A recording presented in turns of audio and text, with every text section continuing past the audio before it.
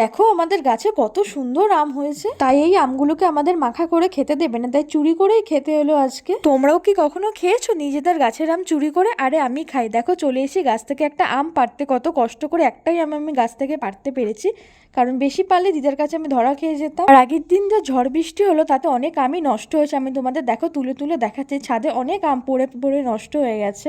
এবছর নাকি আমের ফলন বেশি হয়, সেবছর নাকি ঝড় বৃষ্টিও বেশি হয়। তোমরাও কি এই কথাটা জানো? তো দেখো আমি আমটা ধুয়ে নিচ্ছি লুকিয়ে লুকিয়ে, কারণ নিচে ধুতে গেলেই ধরা পড়ে যেতাম। আম এভাবে কুচি কুচি করে কাটার থেকে কোনো কিছুতে থেতো করলে বা ঝিরিঝিরি করে কাটলে খেতে বেশি ভালো লাগে। আমি কিছু নিয়ে আসিনি বলে চাকুটা দিয়ে এভাবেই আমাকে কাটতে হয়েছে, কিন্তু খেতে খুব একটা খারাপ লাগেনি যদিও। আচ্ছা বলো তো তোমরা কে কোথা থেকে আমার ভিডিও দেখছো? আর তোমাদেরকে অনেক অনেক ভালোবাসা, কারণ তোমরা আমার এই ভিডিওগুলোতে অনেক ভালোবাসা দিচ্ছ।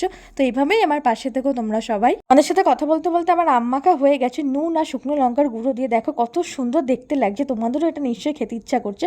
তো তোমরা ঝটপট বাড়িতে বানিয়ে ফেলতেই পারো। তো আমটা খেতে খুব ভালো লাগছিল, কিন্তু এটা কুচি কুচি করে কাটলে আরও বেশি ভালো হতো। তো আজকের ভিডিওটা কেমন লাগলো অবশ্যই জানিও।